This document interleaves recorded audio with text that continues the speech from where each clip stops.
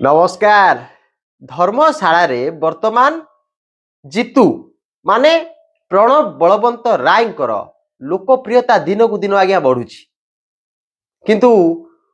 सेपटे जदि आपण देखिबे हिमांशु शेखर साहू जी लिकु स्वाधीन विधायक तांकर लोकप्रियता निम्नगामी ह्रास पाउची लोकप्रियता पतन हवा अवस्था रे काहे की कोन पाई धर्मशाला जो माने सरल लोक जो माने भोट देकी घरे आसिकी निज दायित्व निजे नेकी शांति रे रुहंती से माने एबे भाबुछंती जे ए जो पाखापाखि 2 वर्ष शासन भितरे बहुत कांड तो घटी बहुत कांड पूर्वतन विधायकों ऊपर को आक्रमण तांको पिलांको ऊपर को आक्रमण लोकों को ऊपर गरम तेल चेक दिया जाइछि लोकों को माड मारिकी मारी दिया जाइछि सब नजीर लोक देखिला परे मध्य अबेआईन भाव में लोकों को बंधा जाइछि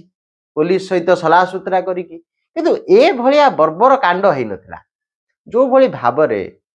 प्राय 1 घंटा धरिकी हिमांशु शेखर साहूंकर समर्थक माने प्रणव बलवंत रायंकर फार्म हाउस रे पशिकी जो भली भाव में निर्मम भाव में माड मारिले महिला छोट पिला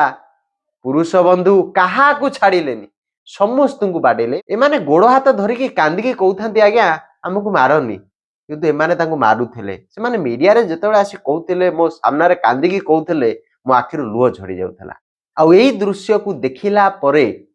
धर्मशालावासी लिकुंक पाखरु मुह फेरेई नेलेनी कहउछन्ती एटा किछि पारिबनी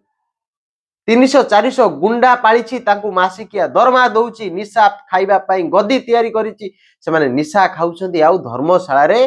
भय वातावरण सृष्टि करूछन्ती जदि गोटे व्यक्ति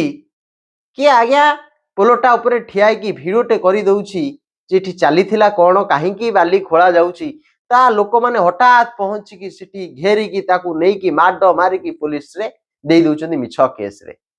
एपटे जति देखिबे कि टिके सोशल मीडिया रे लिखिदेला कि कौन टिके कहीदेला तार जो गुंडा दरमा प्राप्त गुंडा माने रहिले से माने आज्ञा सामना को आसुचंती मोबाइल टाकू धरुचंती आज्ञा अनाप शनाप जेते भाषा रहिला कु भाषा ताकू लगे कि आज्ञा वीडियो रे गाली दउछन कमेंट रे गाली दउछन लोके अतिष्ठ हो गेले जे एबे चाली छि कोन राज्य रे बीजेपी सरकार कहितला राम राज्य आसीबो मर्यादा पुरुष रामचंद्रकर शासन एठी चलिबो किंतु रावण शासन चली धर्मशाला रे रावण सेठी शासन करुची अत्याचार बढ़ौची धन लोभरे गरीब खटी खियाकर पेट को से लात मारुची साधारण जनता को माड मारुची धमकाउची गुंडा पालिची आ से गुंडा बल रे से बलियान मासिकिया दरमा दउची ना मद पीवा पे सुजोग देइची ना ये हूँ एमती एक विधायक जो माने समाज रे भल वार्ता दबार थेला ये वार्ता आमको देले शनिवार रविवार आस मद पीवा आंकर वार्ता होचे ये होचंती मान्यवर विधायक कुआड़े यांको मुहरे तो टिकिए लज्जा नहीं तांकू फॉलो करुथिबा जो गुंडा माने रहिले तांको रास्ता रे चालुथिबा गुंडा माने रहिले सेमानंको मनरे टिके हेले ग्लानी नहीं जे आम विधायक टाको आमे टिके बुझौ जे आज्ञा आमे एमिति राजनीति न करिकी मर्यादा पुरुष श्री रामचंद्रकर पथरे जिबा ये शिखई पारुना ये रावण पछरे एमाने सब असुर माने धाई चलछंती आम भाई को गाड़ी को कहीं अटकेबे नहीं आम भाई को नारे कहीं किसी कहबे नहीं आम भाई को नाली आखि कहीं देखेबे नहीं ये जो सिस्टम चलीची ये सब बिहार यूपी रो सिस्टम उड़ीसा भाईचारा माटी इटा प्रभु श्री जगन्नाथंकर माटी एठी जदि लोके रथ यात्रा न करती जगन्नाथ निजे चलिकी पलांती आउ ए माटी रे रावण शासन अधिक दिन तिष्टिब नाही आपण पत्थर खाईकी बाली खाईकी मरम खाईकी जेते कला धन अर्जन करंतु आमर ओडिया रे गोटे कथा अछि असत्य धन फले बहुत गला बेले जाए मूल सहित आउ परिशेष रे गोटे कथा पचारिबे को चाहूची मु तो अनेक प्रेस बंधु माननकू बहुत कथा कही कारण तांको कार्य रे मु खुशी नाही मु नुहे राज्यवासी खुशी नांती भारतवासी खुशी नांती किंतु अनेक प्रेस बंधु माने अछन जे माने भलो काम भी करछन तांको पेई तो ସେମାନେ ତ ସମାଜର ଆଇନ ଏବେ ସାଜିଛନ୍ତି ନା। ପ୍ରେସ ବନ୍ଧୁଙ୍କ ସାମ୍ନାରେ ହିମାଂଶୁ ଶେଖର ସାହୁ ଯେତେବେଳେ ଆସିକି ମିଛ ଗପୁଥିଲେ ଯେ ବିଜେଡି ବିଜେପି ଗଣ୍ଡଗୋଳ କିଛି ନାହିଁ, ସେଠି କୁଆଡେ ବିଜେଡି ମାଡୋଳ ହଉଥିଲେ ବୋଲି ମାନ୍ୟବର ବିଧାୟକ ଆସି କହୁଥିଲେ, ସେ ଗୋଡଟାକୁ କେମିତି ହଲାଉଥିଲେ ଆପଣ ଦେଖିଥିଲେ। ଆପଣ ମାନଙ୍କୁ କେତେ ସମ୍ମାନ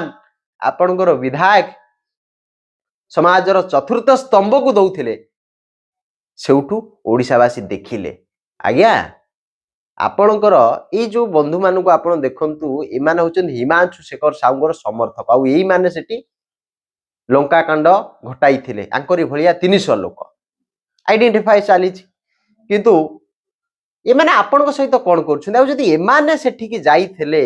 ଏମାନେ ମାରିଲେ, ଆପଣ କହିବା କଥା ନାହିଁ ବିଜେଡି ଗଣ୍ଡଗୋଳ ହଉଥିଲା, ତାହେଲେ ଏମାନେ ସେଠିକି ଯାଇଥିଲେ କଣ ପାଇଁ? ଛଡେଇବା ପାଇଁ ଯାଇଥିବେ। ଆଉ ଯଦି ଛଡେଇବା ପାଇଁ ଯାଇଛନ୍ତି, ତାଙ୍କ ପାଖରେ କିଛି ତ ଫୁଟେଜ ଥିବ ନା। ସାର୍ବଜନୀନ କରନ୍ତୁ ମାନ୍ୟବର। ମୁଁ ଆପଣଙ୍କୁ ଚ୍ୟାଲେଞ୍ଜ ଦଉଛି, ହିମାଂଶୁ ଶେଖର ସାହୁ ଓରଫ ଲିକୁ ମୁଁ ଚ୍ୟାଲେଞ୍ଜ ଦଉଛି, ଆପଣ ଟିକେ ସେଟାକୁ ସାର୍ବଜନୀନ କରନ୍ତୁ। ଅନ୍ତତଃ ପକ୍ଷରେ ମୁଁ ତ ଖୁସି ହେବି ଯେ ଆପଣ ସତ କହୁଛନ୍ତି।